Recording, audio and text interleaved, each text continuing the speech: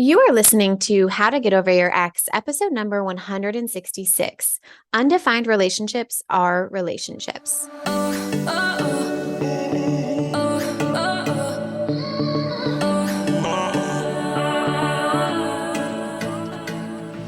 Welcome to How to Get Over Your Ex, a podcast on getting over your ex without it just taking time.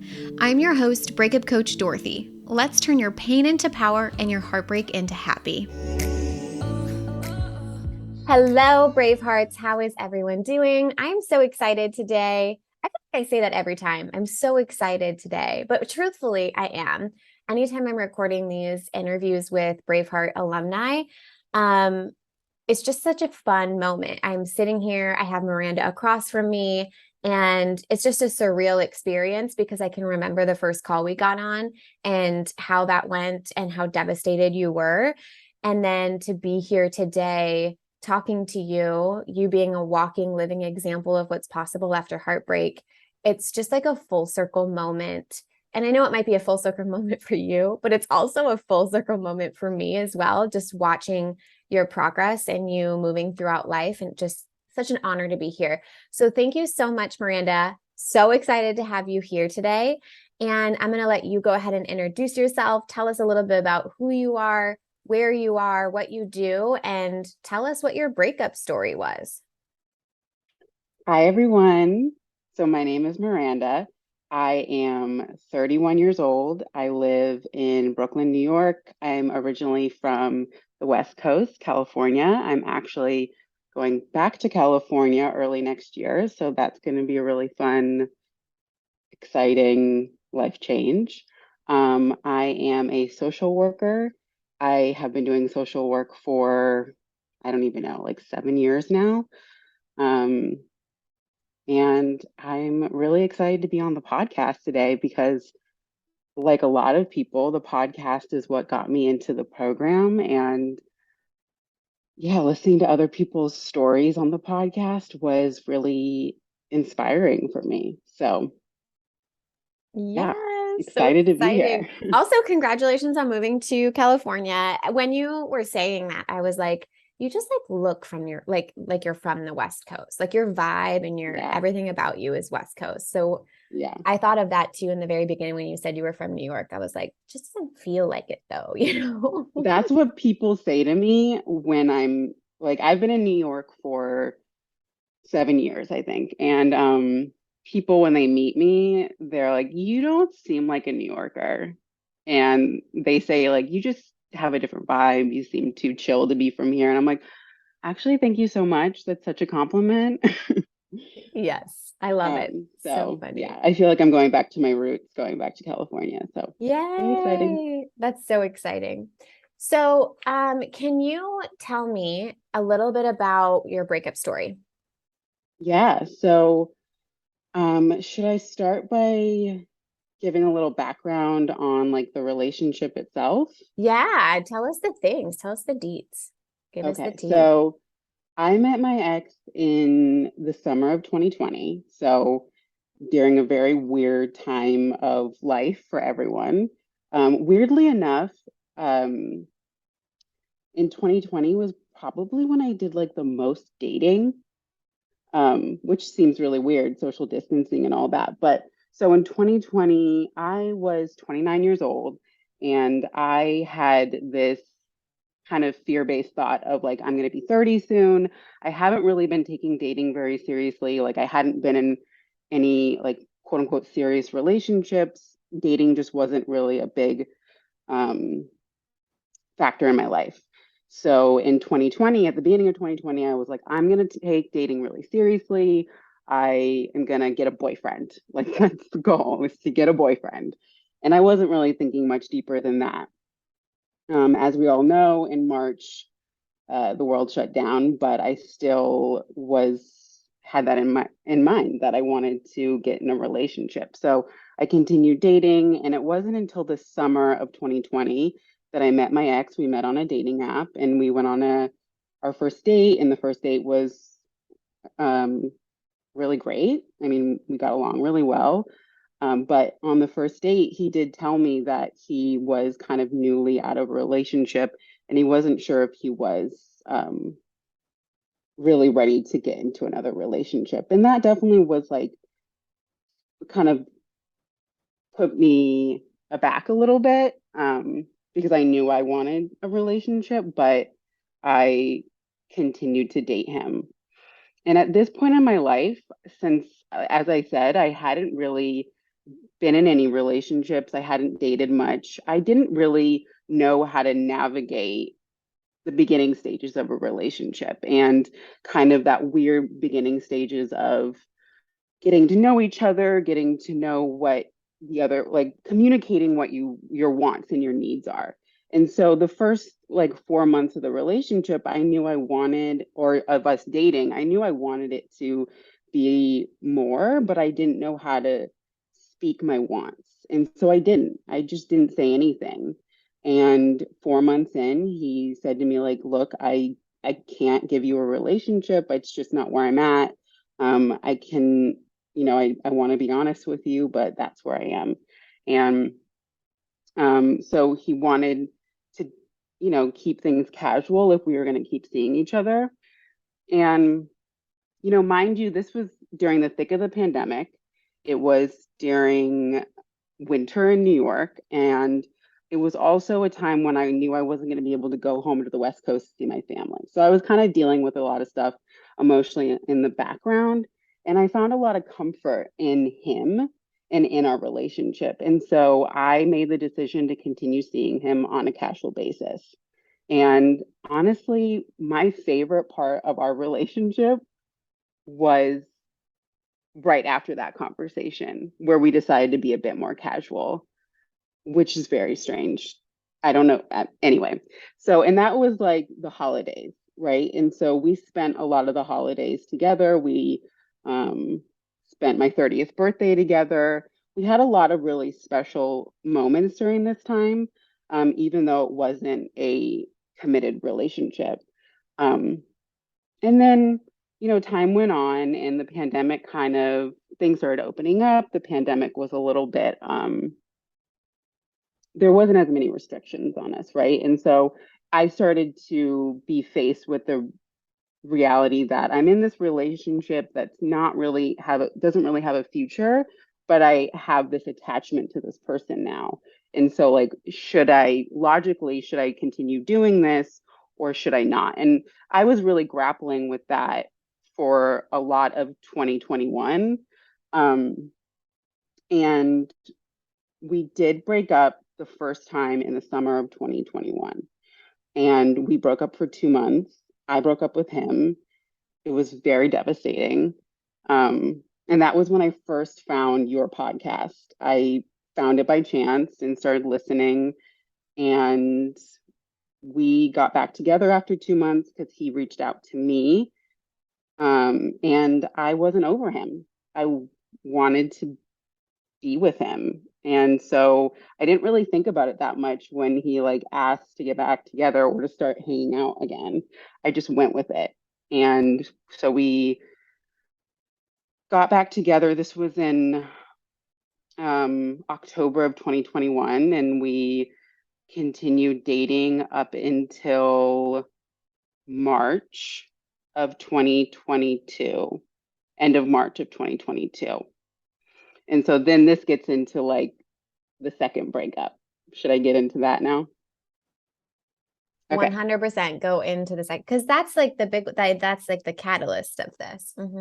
Yeah. So um March of 2022. So just to back up a little bit, when we first got back together in October of 2021, he had mentioned to me that he had thought about moving and relocating to another state. It wasn't really like a concrete plan yet, but it was something that he was thinking about. And that was something that he brought up throughout the remainder of our relationship. And so in March, I remember this was the last time that we hung out in person. I remember he brought up to me that he was thinking about relocating um, to a different state, to Boston.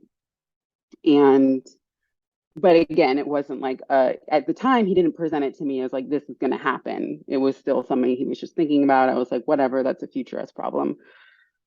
And then about 2 weeks later, we were texting, and then he said to me that he was going to move to Boston that summer.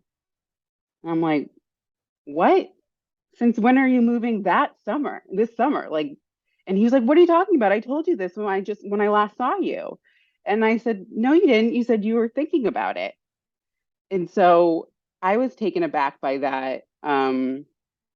But again, he was like, I don't know exactly when I'm going to move. So, like, it's not set in stone. Like, we don't have to worry about it. So, again, I just like put it to the side. And then about 2 days later, this was the very beginning of April, I was at home. It was a Saturday night, and I went on Instagram and I saw that he had posted an Instagram story. And I was like, oh, that's kind of weird. He never posts Instagram stories. So I clicked on it to see like what it was. And it was a video that he had posted, and he had tagged himself in Massachusetts.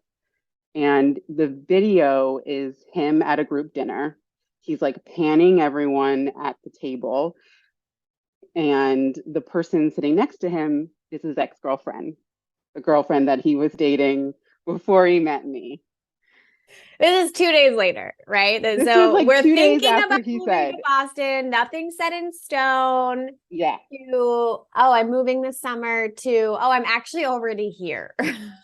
yeah. Well, he hadn't moved yet. Well, see, I actually had no idea what was going on. Um, but so my brain is saying to me, oh my God, he's moving to Boston to back together with his ex-girlfriend. And just to mind you, like I had no idea anything about, I didn't know that much about their relationship. And I had no idea, and still to this day, I have no idea what the extent of their relationship was when him and I were together. And so my brain is just like freaking the fuck out. It's like he's moving, he's lying to me, he's getting back together with his ex-girlfriend. This is crazy. And I had a freak out and I started forming a text message to him that was like crazy. Like it just I when your brain is just moving 10,000 miles per hour and your thumbs like just can't even keep up. So I write out this crazy text message and pause and read it. And I was like, Miranda, you're not going to send that. That's insane. You're going to delete it. Did you hit Um, send? Because I would have hit send. I would have been like, you're not I, going to send that, but we are. yeah, a different version of me would have. This version of me, something said, please don't. Look at Just you. delete That's it. great. That's great. Not all of us So, are so lucky. right? I mean, so I deleted that text message and I didn't say anything to him that night. I did text him the following day, and I came up with the best text message that I could come up with in the state of mind I was in. Um, and I essentially was trying to ask him if he was moving to Boston to get back together with his ex-girlfriend, but I didn't ask it in a very direct way, and he didn't respond. This was a Sunday. And then the following day, I still hadn't gotten a response, and I followed up and I said, it's really painful to be ignored. And so then he responded and he said, I don't know what you're talking about. And so I was very direct and I said, are you moving to Boston to get back together with your ex-girlfriend? And he said, no, I am visiting friends from college. We have mutual friends. And I said, okay, like I appreciate you letting me know. I had no idea your ex-girlfriend was in your life still. So I was really taken aback. And, you also just told me that you're moving and this situationship of ours is kind of hanging in the balance. So I'm feeling a little insecure. And he didn't respond. And then the next day I called him. He didn't answer. And I texted him and asked him to call me. And he didn't respond. And so I was like, okay, I'm just going to leave that alone then. I have been in situations in my past where people are avoiding me or ignoring me, and I feel like to get their attention, I have to like reach outside of myself to get their attention. I didn't want to do that. So I just decided to leave it alone. And so I didn't hear from him. Days went by, weeks went by, and I started to get really angry about the fact that he just was disappearing from my life without saying anything.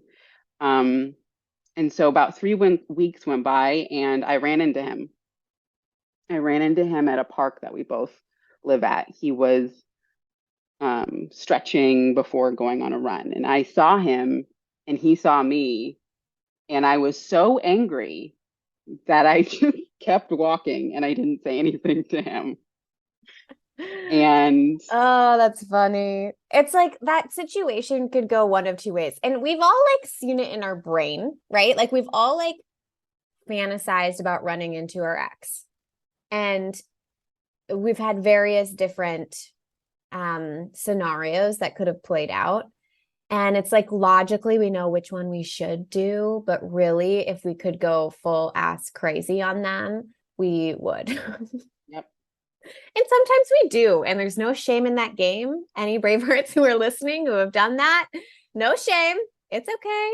It's a feeling that causes an action. And the only reason you have that feeling is because of a thought error. And that's okay. But kudos to you. That's amazing that you just did what you had to do, walked right by. yeah, I at the time I the thoughts that were really going through my head during those weeks was that he was ghosting me or he was ignoring me. I mean, I was feeling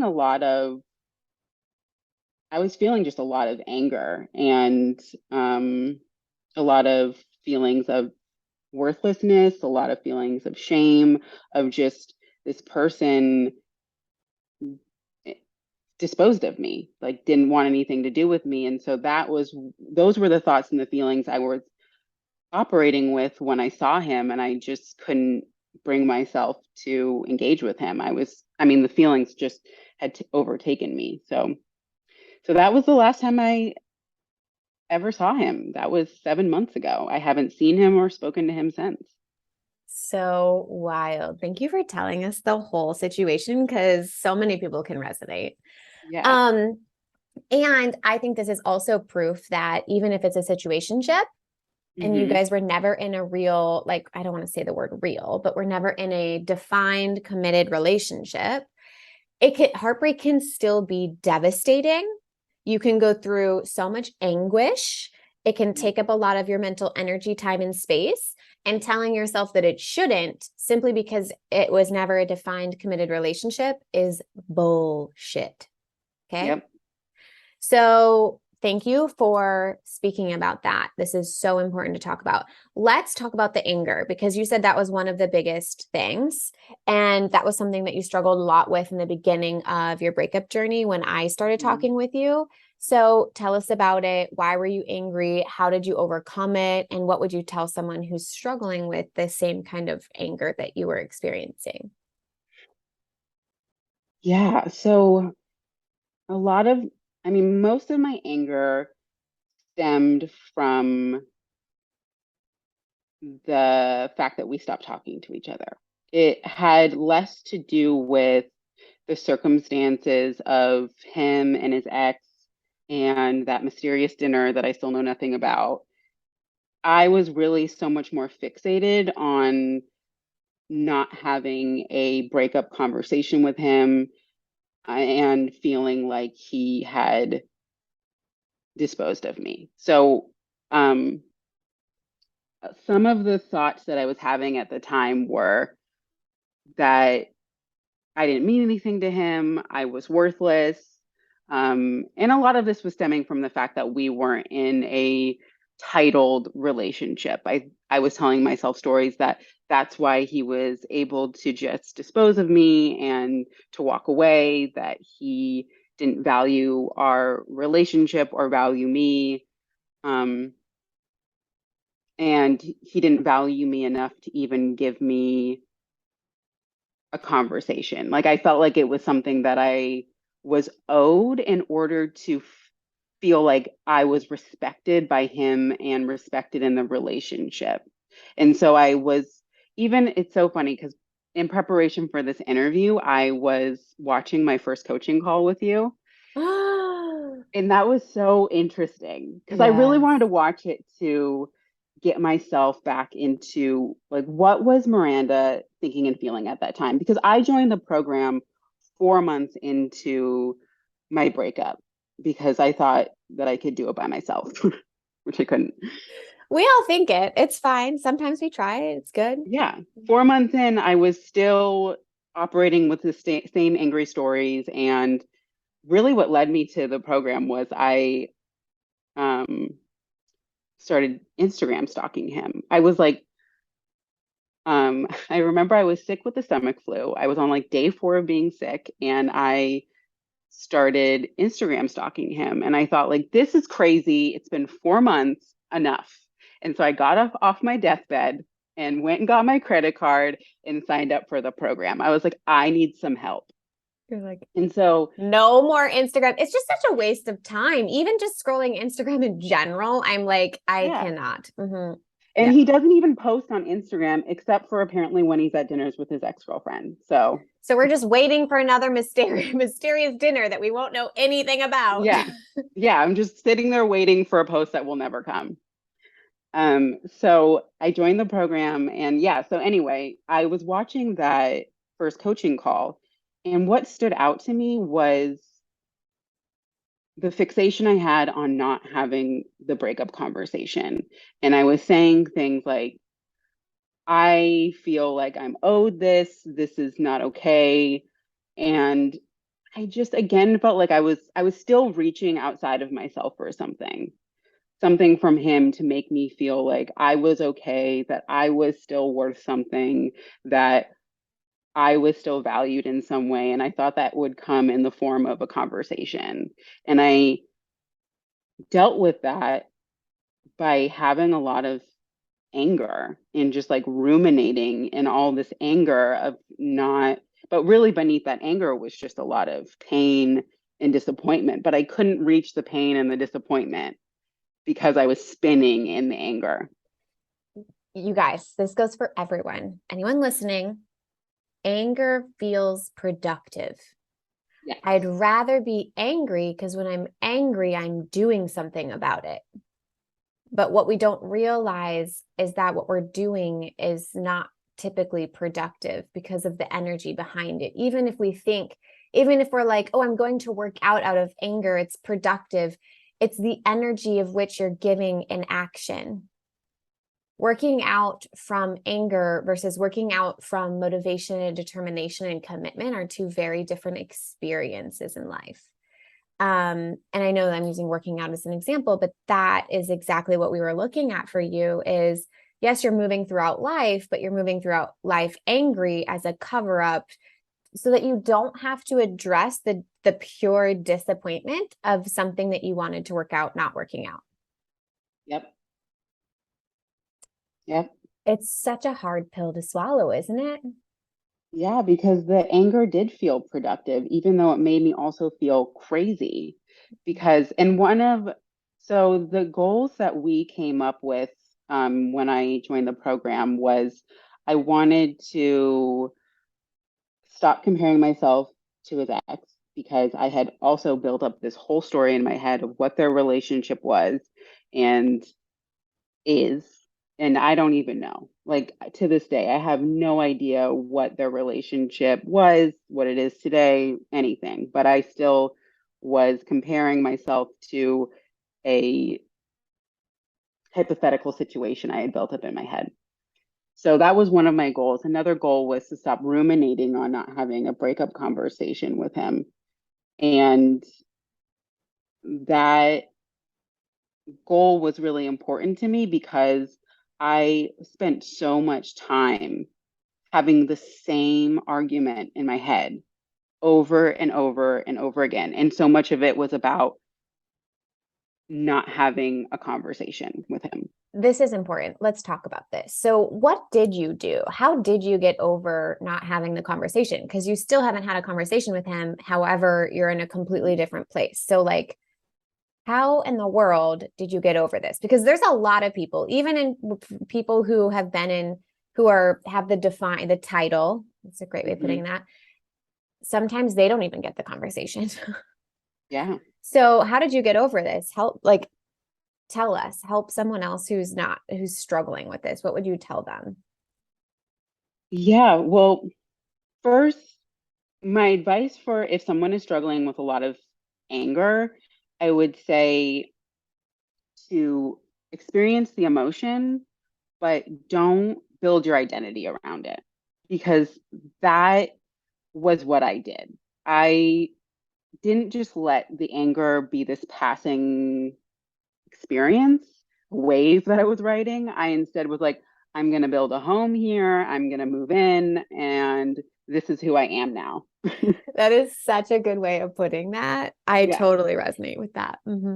Um, and that didn't do me any service. So, but in to get through the anger, I had to get to the root of it.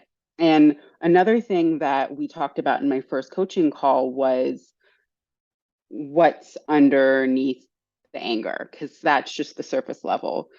What was underneath it for me was those feelings of worthlessness and insecurity and jealousy that I was feeling. And so there was two turning points for me in the program. Um, One of them was when I was doing Pillar Two, and we talked about worthiness and worthiness just being there. Like, you don't have to do anything for it. You don't have to earn it. You are just worthy as you are. And that is such a simple concept, but blew my mind because up until that point, I was looking for my worth outside of myself. And I was looking for it through a conversation with him. I thought, if I have a conversation with him, then I'm worthy. If he does this or that, then I'm worthy. And without that, I'm worthless. Or his ex-girlfriend is worthy because she gets this and I don't get that. And there was just a lot of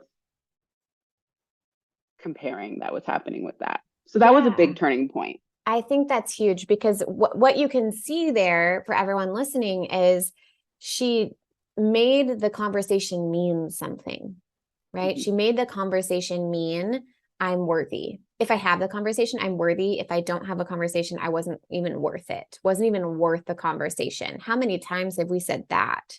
Or something along those lines of like, if this person can't even have a conversation with me, then that wasn't even worth it. He wasn't even worth it. They don't even think I'm worth it to have a conversation with me. Like, we do that.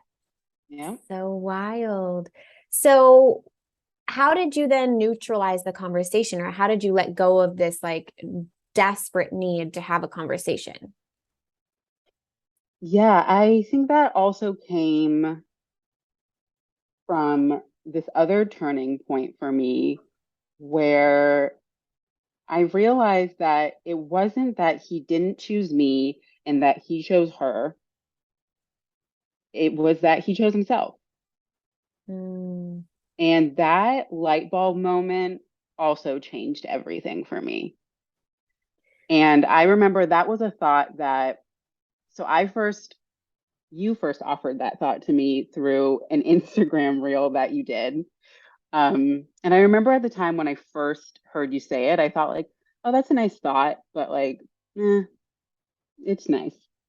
And then it came back to me when I was ready to receive it. And I truly don't think that we can believe any thought until we're ready to. And it came back to me when I was ready to receive it. And it was this big light bulb moment of, oh, this is about him and him choosing himself.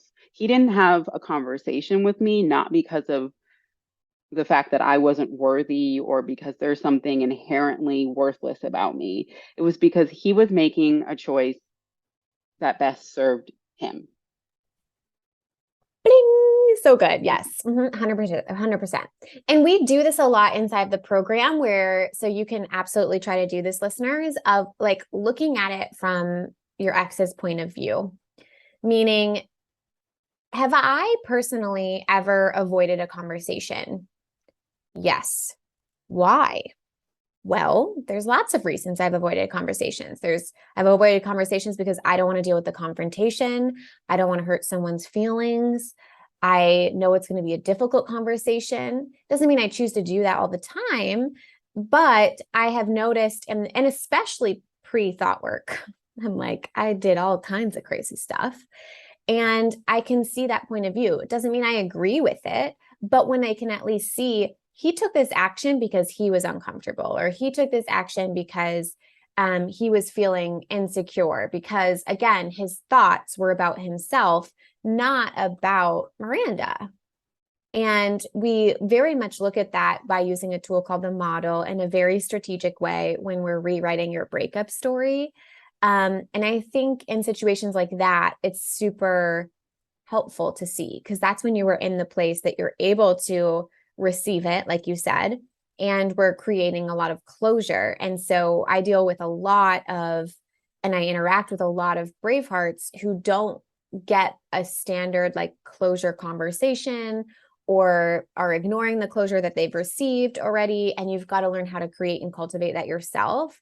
And I feel like, Miranda, that is what you did in this situation of, I didn't have a conversation with someone to create closure. I created it on my own by understanding my worthiness, neutralizing what the conversation actually meant, and then releasing this whole he chose her or me. It was that he chose himself. And all of those things coming together created a lot of closure for you. I mean, that was just my summary, but Yeah. would you agree? No, that was a great summary. That was very that was very healing just to listen to it. I'm like, thank you for summarizing my journey. I'm gonna go back and listen to that So because, and I good. want to point out that there was a lot of stuff that I had to dig through to get to that point. The first month of the program where we're feeling our feelings, I had to face a lot of really hard thoughts that I was having, beliefs about myself, and I had to question them. And I don't think I would have gotten to the point that I got to thinking about my worthiness or being able to think about him choosing himself if I didn't question those other thoughts. And that was the hardest part for me that first month, where I felt like I was drowning in thoughts. Every time I had a thought and I would get coaching on it, I would then have another thought that would pop up. And I would just think like, this is going to be the rest of my life. Just throw these thoughts coming at me and me having to like bat them away. I'm glad that you said that for so many reasons. I can't even cover them all right here, right now. But one thing that's coming to mind is that all of this is happening in the beginning of the program for almost every single Braveheart I've worked with, where in the first month, the first 4 weeks, you're really in it because you haven't organized your brain. It's a hot mess up there. Even if you're a coach, my friends, I know coaches and therapists who are like, I know this work. I even know the model. I know all of these tools. I know what she's talking about. You haven't done it in heartbreak yet, not in the way and not in like the flow that I'm teaching you. So, and I think the other part that's really crazy to think about is this is all being done in a group setting. So you're being surrounded by other people who are mirrors showing you stuff that you didn't even see about yourself. So when Miranda's talking about getting coached, that was the other thing that I really wanted to point out is Miranda was very good about getting coached all day, every day. Like she would submit for written coaching. She would get coached on every call that she could. She would submit, like request coaching every call that she was on. And if you do decide, if you're a Braveheart who's like wondering and thinking about doing Get Over Your Ex, I highly recommend being that kind of Braveheart who shows up for yourself and like does request coaching and get coaching all the time, because it's so helpful. That's like a whole side note. But all of this is being done in a group container where you're getting to see perspectives from all different points, which I think is super beneficial. So Miranda has been a really great example of being someone who was in a situationship. Meanwhile, she can also see other people who are in titled relationships going through a lot of the same similar thought patterns and beliefs. And just knowing that you're not the only person going through that is so, so powerful. So I'm glad that you mentioned all of that. That was amazing. Okay, so I want to talk about attachment and chemistry and connection before we wrap up anything else. So how did you reduce your attachment when chemistry and connection, I guess, because here's the thing. I hear people talk about, we had such a great connection, we had such great chemistry, and it feels like it's tied to that specific person and you're not going to have it with anyone else. That to me, because the whole program is centered around reducing desire for your ex and reducing attachment to that person for everything that you've ever wanted in your life. So how did you work on that? Because you said that you did have really great chemistry and connection with your ex, and you kind of struggled with that. Can you tell us? Yeah. So chemistry was a big, big thing for me because our chemistry was great. I mean, I would still say to this day that we had amazing chemistry, and we had we had a good relationship, even though it wasn't the relationship. There was obviously things that we enjoyed about each other, and that's why we were together for a year and a half. And um, I tied that chemistry and that connection to him specifically. Like, I will never again have chemistry like I did with him. And that was a very self-defeating thought because I was giving, again, just like the worthiness piece of you need to make me feel worthy, I needed him to experience the chemistry and the connection. I didn't realize that I was half of that relationship. I was 50% of that chemistry. So the chemistry didn't just come from him, and I was just like this passive passenger just on the ride of whatever he was doing. Um, and so having I had to question a lot of that. And do I really believe that I can never create that? I had to first see that I was part of that creation. And I did that through questioning a lot of those thoughts that were creating attachment and desire for him. And then also seeing how I was a contributor and how I could create that with someone else and honestly create something even better. I like that last part. Can we just like hone in on that for just a second?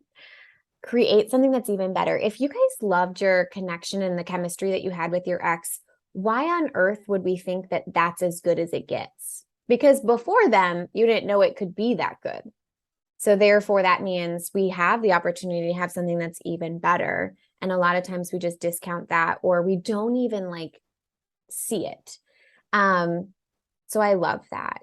Yeah, we do an entire workshop about chemistry and connection. And I think it's so huge to recognize that like you just said, I loved, you said it beautifully of, I wasn't just a passenger to his amazing, it's almost like we think we're sitting in a passenger seat and they're just putting on this show of chemistry and connection and it's like them only.